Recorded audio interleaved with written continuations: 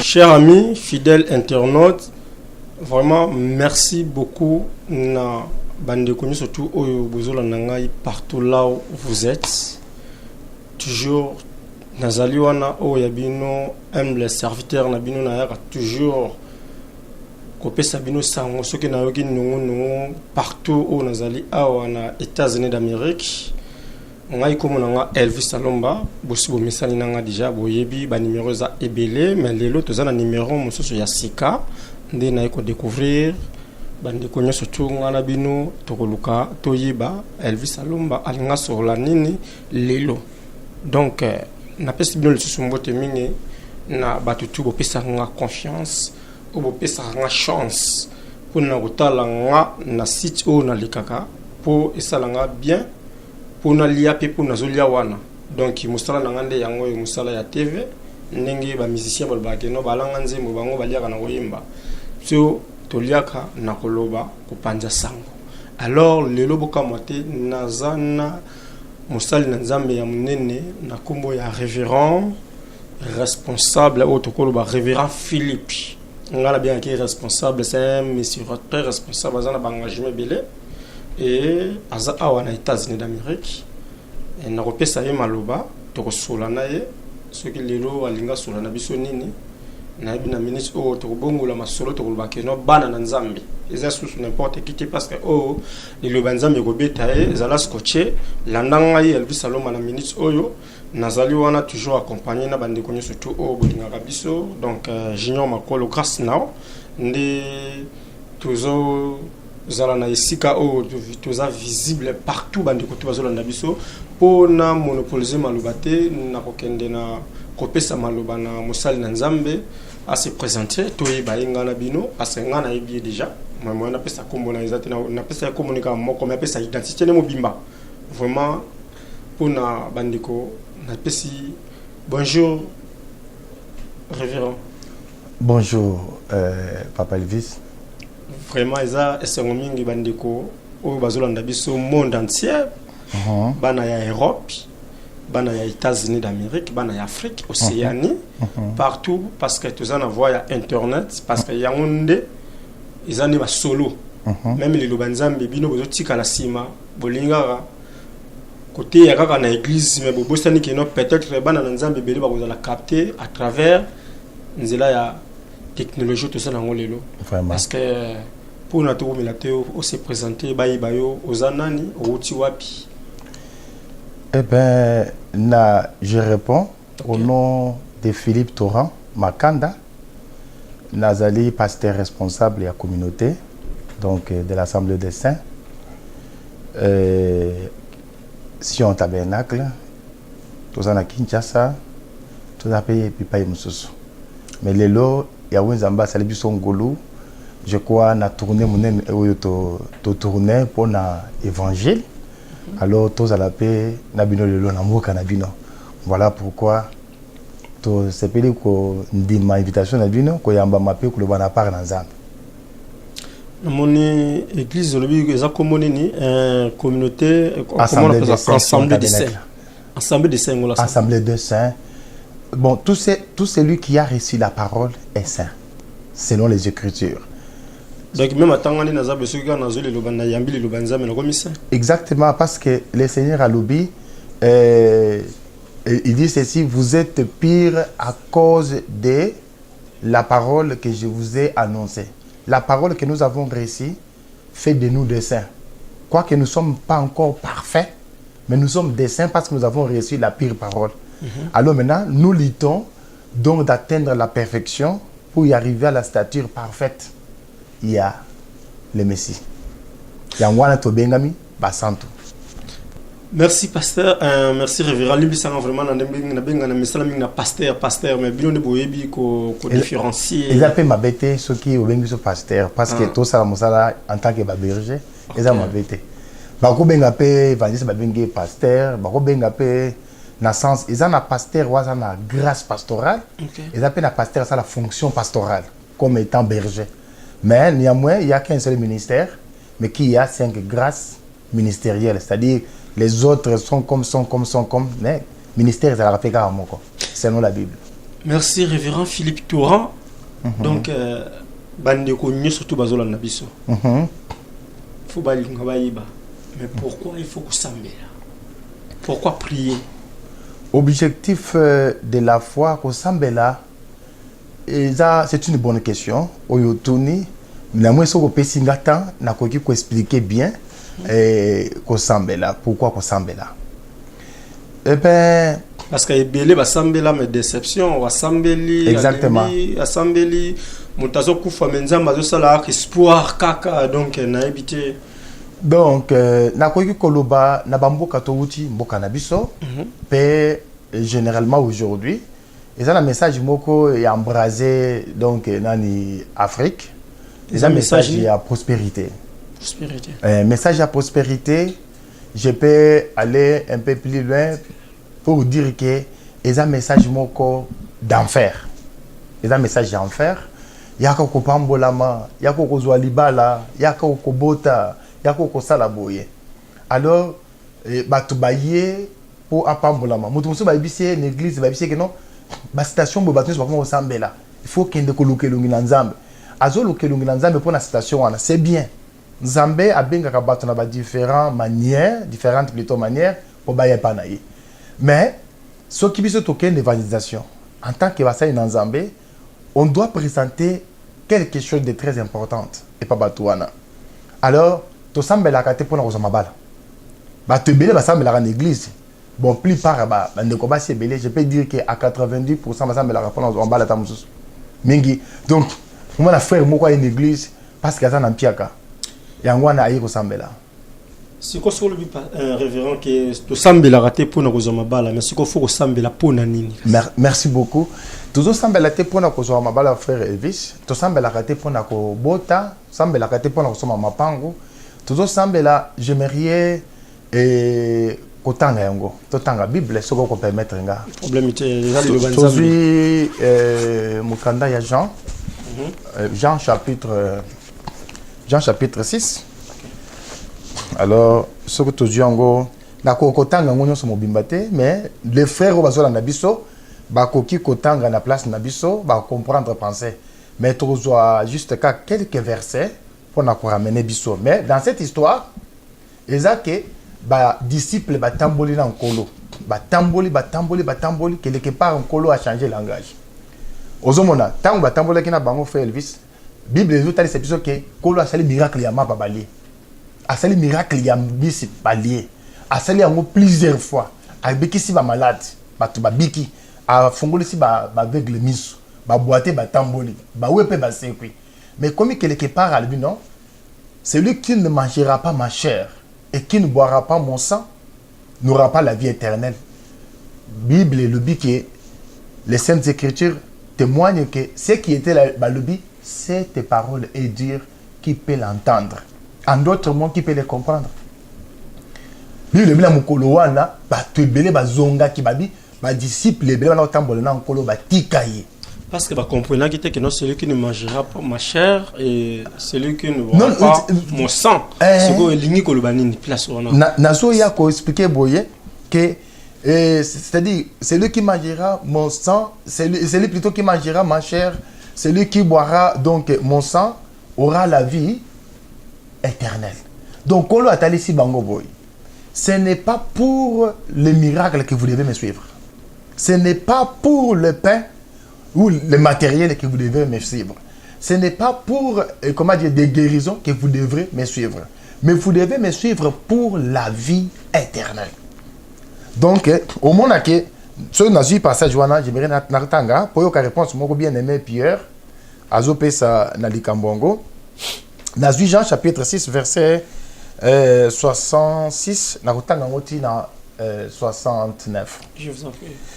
Bible de ces moments, par rapport à la question de ces moments, plusieurs des disciples se retirèrent et ils n'allaient plus avec lui. Yehoshua donc dit aux 12, dans toute la version, Babengango Eza Abbé Crampon, Yango qui batangi Yehoshua, la version Jésus, bah King comment dirais-je na bossé na ngobja awa bon voilà, mais son nom originel c'est Yehoshua comme comme awa et ça est vrai. Ce n'est pas, on n'a pas encore le temps d'en parler, on en parlera, c'est un sujet. Alors Yehoshua donc dit le verset 67, Yehoshua donc dit au 12, et vous ne voulez-vous pas aussi vous en aller? Simon Pierre lui répondit, Adonai, à qui irons-nous? Tu as les paroles de la vie éternelle. Yo, quelle réponse Pierre a dit ça?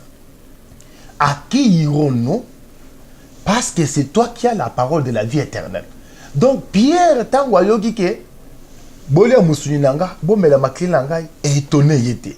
Pierre a kangamina ye parce que yenda dans la parole de la vie éternelle. C'est-à-dire c'était pour les salis, la vie éternelle. Cela veut dire Pierre a compris que en dehors nan kolo le bikwizati. Effectivement le bikwizati en dehors nan kolo selon Actes des Apôtres chapitre 4 parce qu'il n'y a pas le salut en aucun autre nom. Donc Zelezaka Kamoko, il n'y a pas d'autre chemin. Il n'y a qu'un seul chemin qui peut amener au salut. C'est accepter celui qui était mort à la croix, ressuscité pour le péché de l'humanité. C'est celui-là. Alors Pierre a comprendre que non, ce qu'a le bitoli en zotonaye, quoi qu'un autre on peut c'est là mystère. Pourtant comme na tango avant kufa, on l'a appelé ça bango zotongo en zoto oyo. Azuli pa pc so bango. Balia a le besoin zotonaye. Effectivement il a pensé zotonaye. Sur le plan prophétique toro limbolango et sans zotonaye. Azupe makila a symbolisant on avait appelé si bango. Alors ba comprendre qu'il y a mon asima. Il y a autant to ko en écriture na interprétation tout le bela yango. To comprendre penser encore les années. Alors, c'est pour dire qu'aujourd'hui, bato belé, bato sambela, c'est parce que abotamaka donc la famille moko ba kena l'église. Donc abotami la famille moko kena l'église azali plus dénominationnel. Par exemple, abotama église moko mais c'est PPP. Natanga kombote pour ne pas yako ningisa fa bato mosusu. Alors, depuis abotama papa la bango zalaki kuna, famille mobimba zalaka kuna. Donc il n'est pas enfant de Dieu, il n'est pas saint.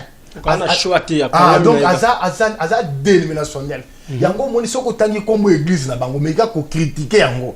Aza prêt yako fingo ko sala makamunyo mais soki aux yeux de lobana nzambe o changer yango. O baloli yango, o te yango ndenge mususu akokipe na bango yote. Pourquoi tout cela? Parce que abotamaki l'église wana à coller l'église ou la Nzambe en soi a yébiété. Voilà pourquoi j'ai ba objectif ou azo sambela. Ba mususu baza ba religieux. Religieux na sens nango bon tokende ka na biyamba tokende l'église. Alors ba tous ba sambela ka tokende l'église ndesi ko aza religieux, il pas que l'église. Déjà pour le coup to le baki yango. Alors baki même na mikolo ya suka ba to ko sa na mulimo ya biyamba. Bako comment dire bako kende pas. Mais pourquoi il faut que Kangamara, ceux qui sont libres, il faut que Kangamara na église wana. Donc ti na choix église ça peut liberté ça. Merci beaucoup. J'aimerais d'abord te définir foi. Surtout définir foi, ça ne sera une très bonne chose. Sur le plan étymologique. Donc la foi c'est une assurance. Ça, c'est l'étymologie. Ce qui est donc dérivé à mot, il y a foi par rapport au latin. Le latin, il y a foi, fides. Fides, c'est l'unique confiance. Ou en foi. Parce que, bon, toujours la définition, il y a foi. Il fallait quand même donc te définir foi. Où est-ce que arriver à la langue? Définir foi, donc on a confiance. Alors, dans le langue, il y a mayele, il y a zebi, définir foi, le colonel, assurance. Mais, la langue totale, dans la Bible, dans les saintes écritures, qu'est-ce que la foi?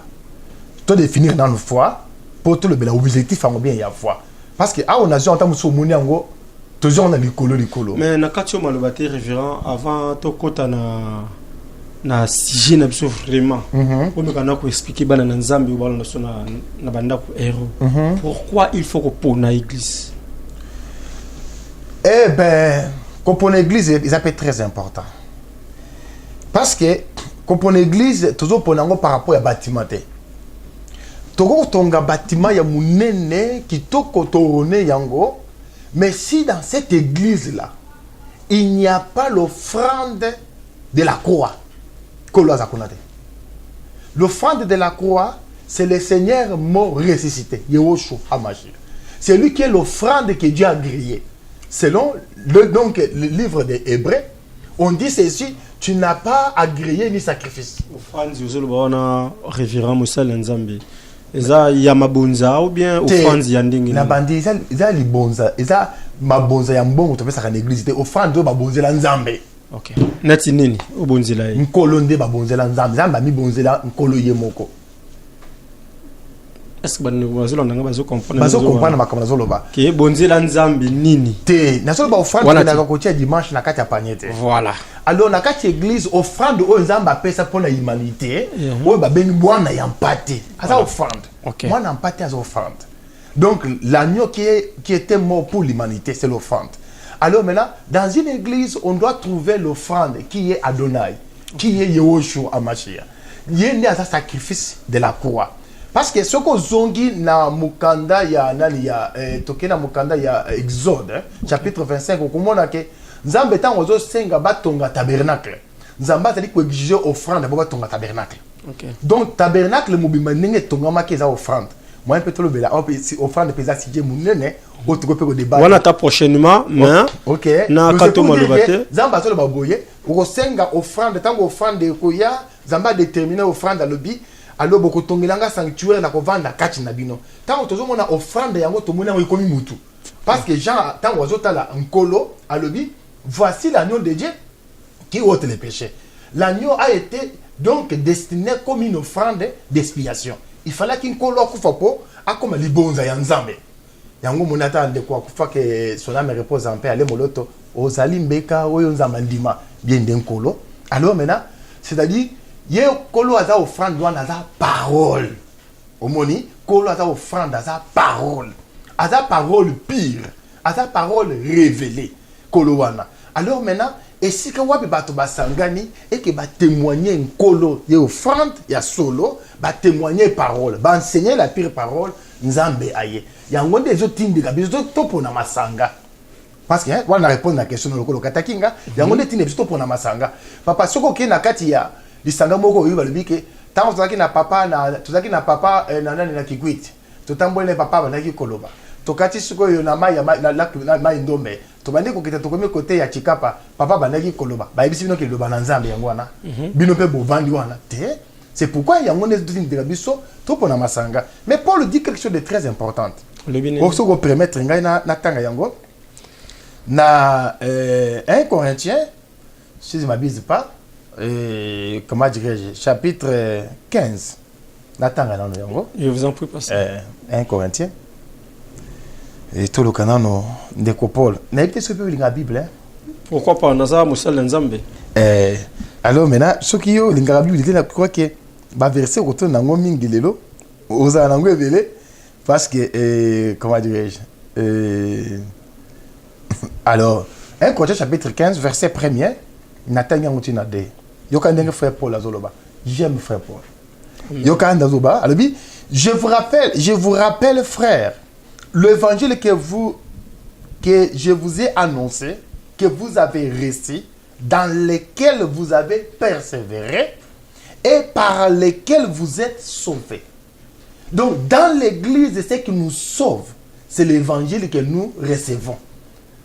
Donc, ce qu'on connaît pas l'église, il y a ma bé. Bate yope mate ya mabe okota lola te. Nako ko bande l'écriture. Yango to bengi konzima. Qu'est-ce que dans la définir kondima te. Voilà on définir konzima. On a répondre à la question parce que okata ki ngai na répondre à la question na yo parce que le bi bon il faut to pour l'église. Na ko biso oui, na ko ba que faut pour l'église il faut sambela. Église non c'est déjà faire sambela te. Yango moni dans les églises. C'est un peu vaste parce que pas soko pour ni église en état okoye ba ndenge ni ka église yango ya malamu yango yo. Kasi soki sikoyo soko on dimeli. So muto andimi ayambi parole. Au moins la Bible est que tout ça la méditation à parole. C'est pourquoi on appelle cet exemple il y a ba santo ya béré. Bible le dit que ba santo ya béré. Ba sala ka soki muto ateli lo banzambe ba sanini. bah vérifier écriture so makambo lobby exact le comment on peut monter pas une église après comment tu sur ma solo to ayepe la leçon morale ningo tozomona bango mingi bazokosa ba témoignage donc il y a peut-être mususu na leçon morale et nous les croyants ba trop ba croyer et comme pe le bananzam par exemple le il faut vendre bien na bato il faut coller à bien il faut kokabaka donc tout le monde peut dire ça mais ce n'est pas la parole. Ce qui est une éducation civique, ce na morale, on appelle ça, comment on appelle ça aussi? On appelle ça de vertu. Donc, le vertu, oui, la Bible aussi enseigne des vertus.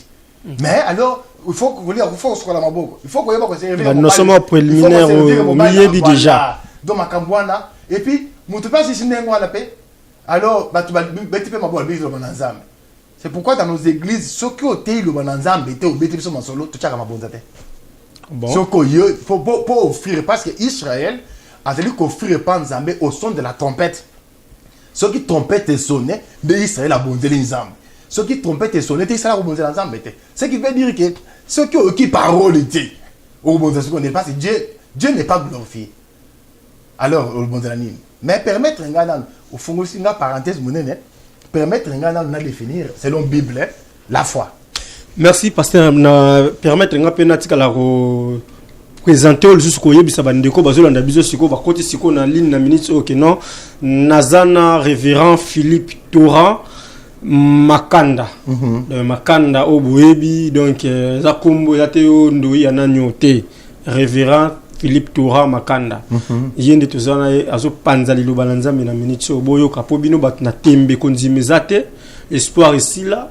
Donc, dans la minute, tout le monde définir dans le foi. Tout le temps, permettre parce que la Bible est beau, parce que il ne faut pas ajouter. Il ne faut pas ajouter malobanaza. Il faut tout côté na oizali. C'est-à-dire, par exemple, Paul a lobaki, n'a pas na lobité. N'a pas lobate que n'enga na moneli.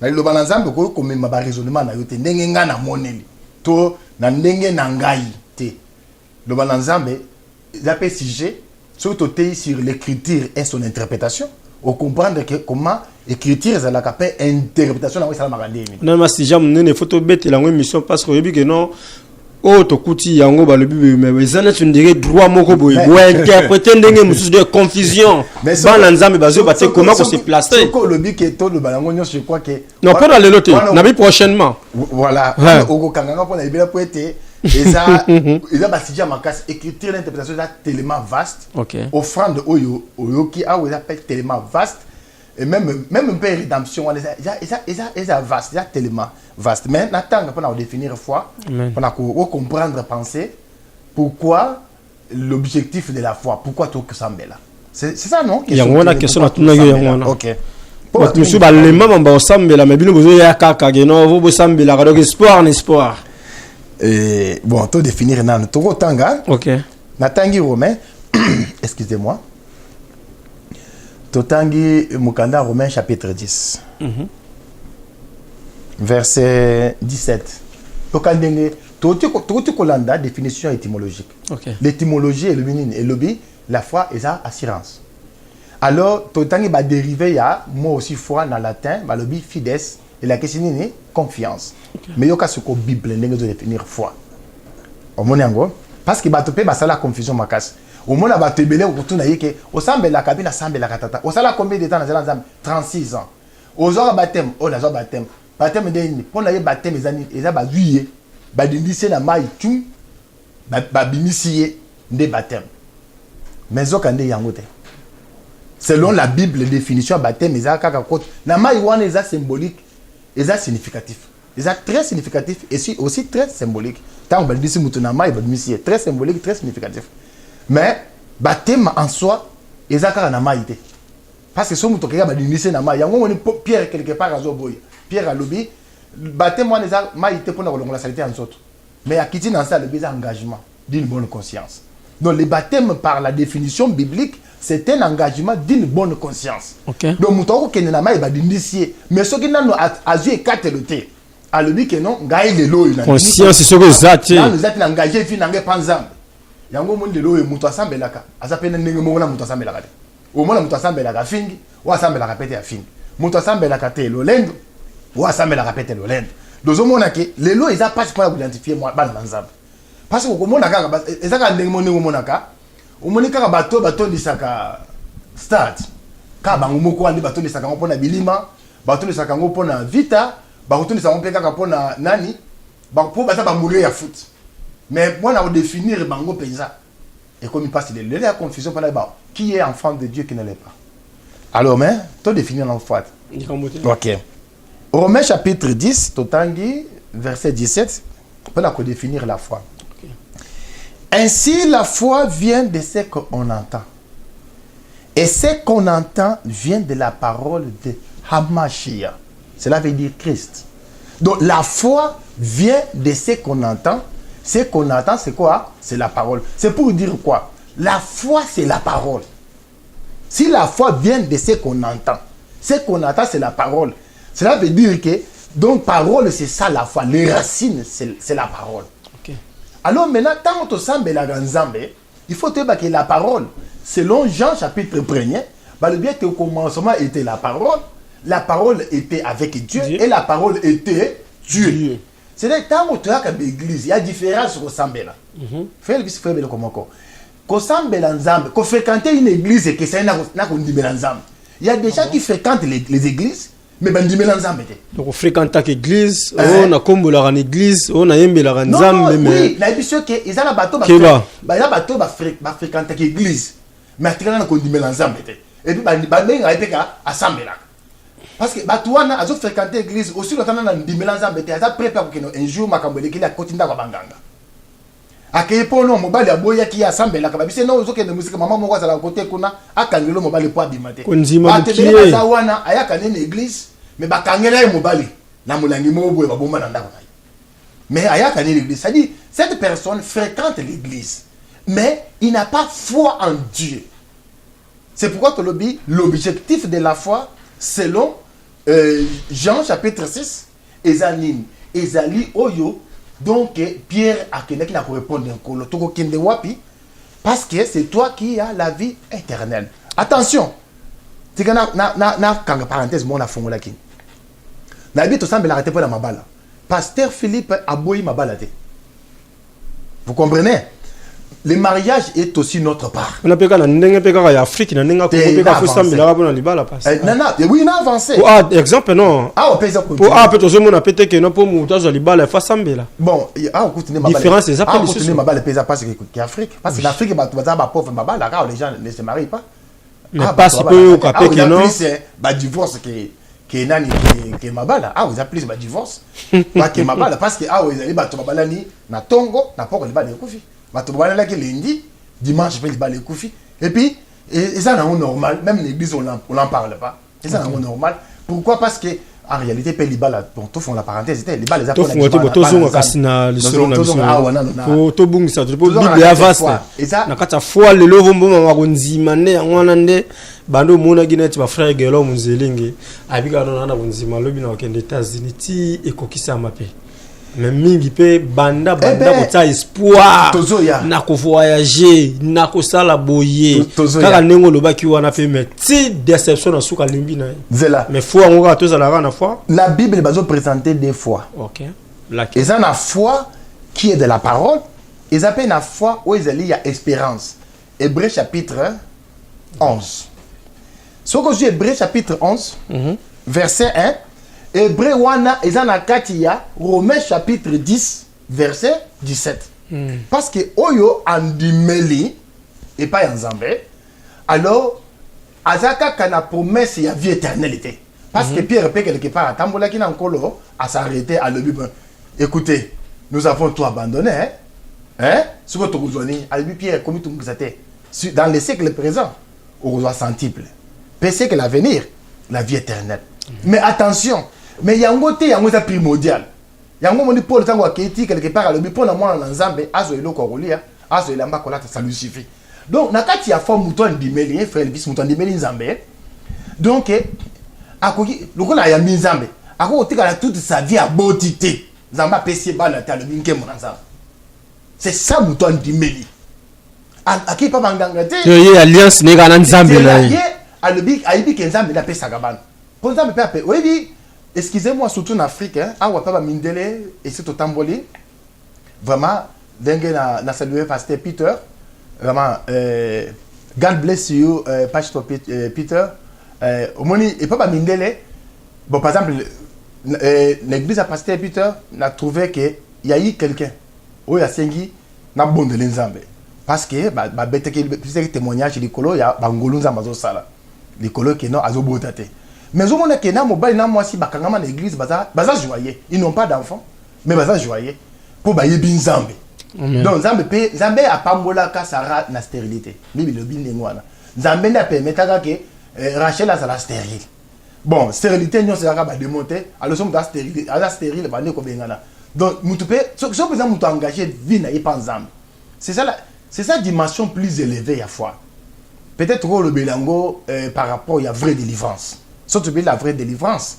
Alors on va nous expliquer vraiment comment nous avons engagé vie n'est pas ensemble.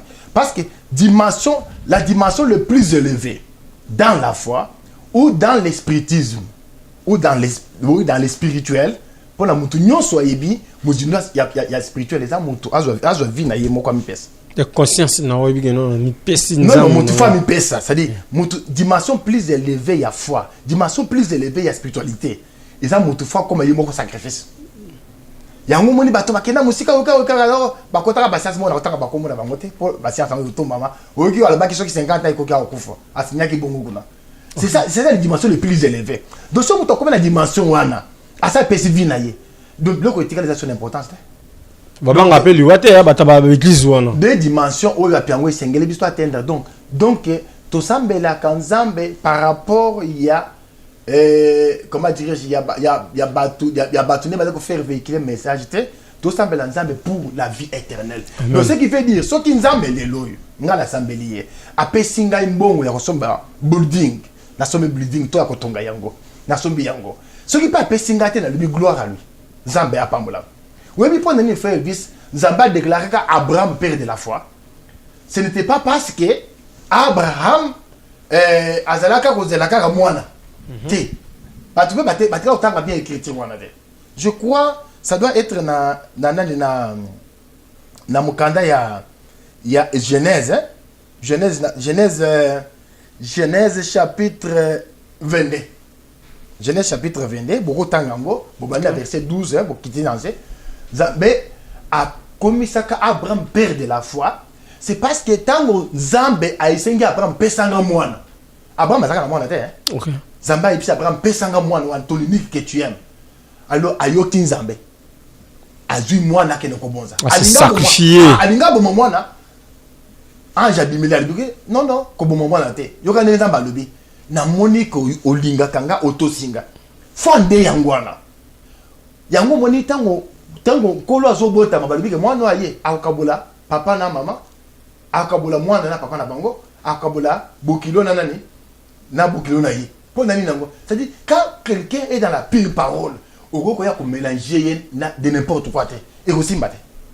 Pourquoi? Parce que il a reçu la pure parole. C'est ça la foi de la parole.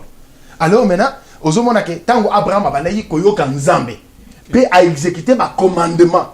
C'est ainsi il a été déclaré père de la foi. Ce n'était pas la foi à croyance que Abraham a fait ce qui 100 ans, Zambé est c'est moi. La carte il y a foi, il y a condamné la parole. C'est-à-dire Abraham a dit Makamalobanyo sur Zambé sans résister à l'aucun. Donc Azon dit Malidoban Zambé, Zambé a Abraham bima. Abraham a bima pas d'attendre naïe, na maman naïe, Azo qui ne compte qu'à éviter ce qui m'a isalaka. Abraham a se sacrifié qui? Pour ce qui a qui n'a eu qu'on a maïsate. A coup faut qu'à point, qui pose à maï. Abraham a bimi plutôt, excusez-moi peut-être c'est moi idée en gros. Abraham a bien avancé, donc Azo qui est ici quand Azo Kumba il a contraint beaucoup à éviter. À coup tu appelles la balion balayé, c'est ça la foi. La foi en d'autres mots, c'est un haut risque, c'est engager ta vie.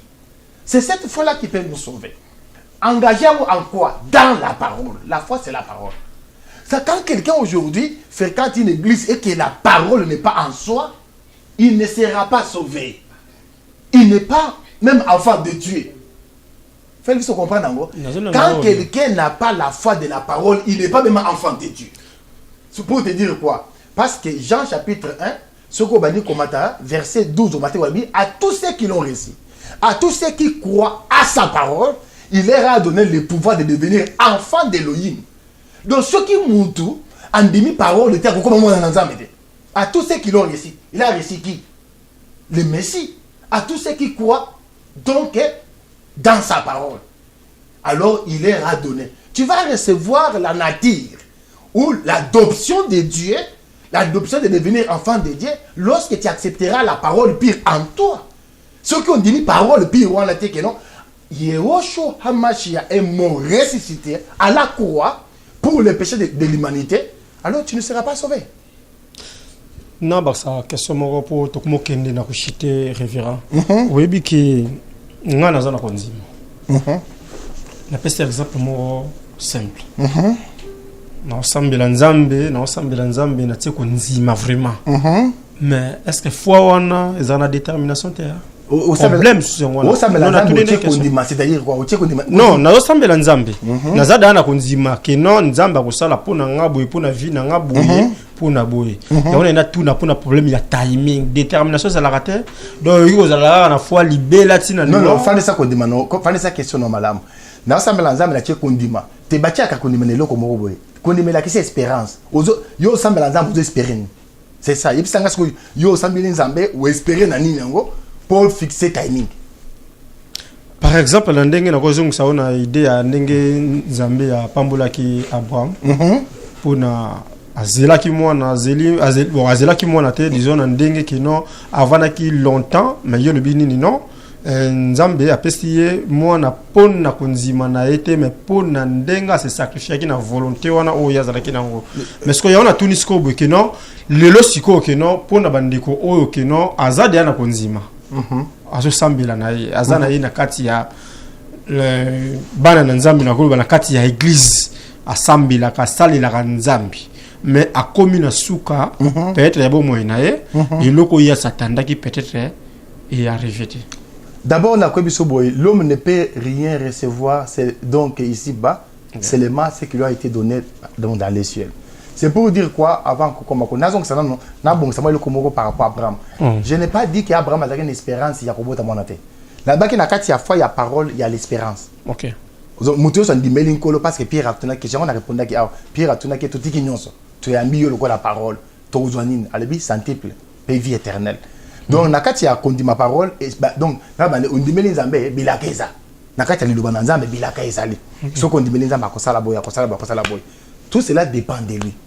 Et là, comme nous sommes ici, paix libote ya nzambe la nabiso. Bako sayote frère Elvis.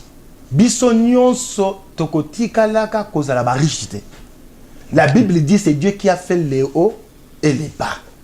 Nzambe na sali ba pauvre, asali ba riche. Parce que nkolo tango yaki na mokile. Judas azwaka malasi moko ba pesa ki pona nkolo ateki yango. Alibini to non alingaki ateka yango. Habito zo malasi to teka to kabola babola mbongo. Yoka nkolo alobi babola bokozala kana bango. Tika malasi wana bachelanga na makolo. Parce que tango basopeli nkolo malasi na makolo.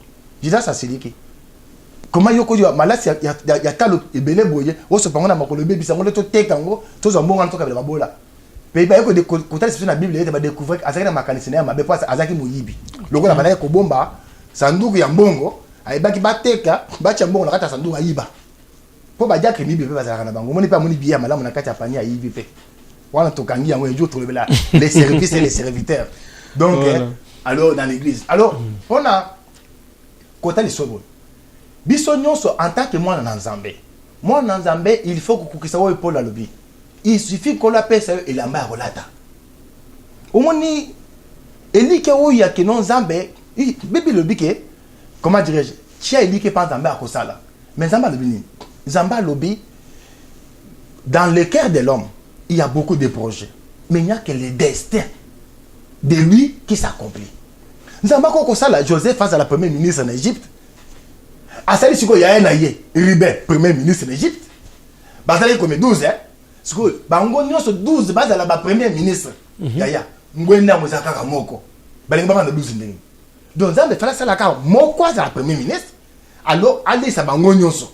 C'est pour dire quoi Nzambe fala sala mutu mususu azala mozui, muso azala mobola. Mais siko yo Non, non. Azala mobola te, dans le baquet, azala na bozuité. Parce que mobola c'est trop dit, pour qu'elle est là, kozanga nyos. Non, non, kozanga même na lipa. Bazali pe belé, bazanga pe lipa. Non, non, que c'est David, kozanga même na lipa. C'est trop. Balbi que j'étais jeune, c'est David qui dit ça. Je veille, je n'ai jamais vu injuste abandonné. Voyez? Donc, en un mot, cela veut dire que Moutounion c'était sur au Sambelizam, par exemple. La personne d'accès, au le binzam, n'a comme un médecin. Au Kenya, qui l'a cité. Au salaire spécialisé, beaucoup la carte de médecine était. Voilà. Zambe n'a comme médecin, au côté là, comme yangote. Il faut tant la classe. Mais comment on peut pas à l'objet, mais ils ont la sueur et Yamoutou, des moutons années, à quoi pas. Tu comprends? Alors maintenant, alors, il faut ça là. Le seul point, il y a des principes. Mais là, bateau, oyo, dès tout le monde a bateau, bon, boli misanga, dès tout le monde a bateau qui n'a pas ici. Papa, là, tant qu'on va monsieur Moukilité. Mais tu vas monsieur Moukilé, ou à Kouina Kishi. À ça là, si à Kosaganate. On le monsieur Nanzambo, on le Moutouté, on tant on a un peu. Non, non, ce qui n'a le bas, comment on a fait la promotion là-bas. Non, non, ici, dans ça là. Tu es costume à Bango pour la Luganzambe là. Ah, il y a parole. Ok. Au moins, ah, on a la parole, Moutouté. C'est quoi yo? Ce qui bâtit mieux, c'est la carte Kishi à Moutouana. Ce qui a Boumaka Maman à Bango. Il y a pas que au la paix, mais yo il aussi maté. Pourquoi? C'est parce qu'il y a quelque chose qui a été indiqué dans son étoile.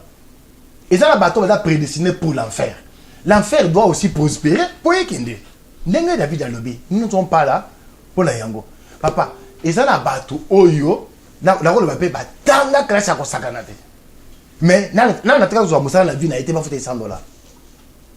Et nous, le bateau, non? Ah, ça, la konzimati. Non, non, forcément, non, non. Il faut le battre forcément ceux qui ont tangi. Alors, comment dirais-je, il faut aux hommes ça là. Kotang et c'est la kamutu bomoto. Dès ce que battu est baraté. Kotang non et c'est la kamutu bomoto. Ne kosunga yo ko sala mosala et peso ba capacité et kosunga o sala mosala. Mais kotang ate ou so comme licencié la comme ministre. On est comme babenga on batu bato mo babenga kango vocation. Mais biso benga en grâce. Merci révérend nazasir bande komi surtout baza capter na ndako pour na toujours courir derrière ngonga na habiter na nyo surtout oyo tu ko sola parce que bande ko bolandi ngai par rapport à la foi pour mino mingi konzima no ndenge ba uti côté ya ke no tozana keba tozali na des sorties à foi. La foi de la parole et la foi de la croyance, la foi de l'expérience. De l'expérience, c'est ça non? Expérience. De l'expérience.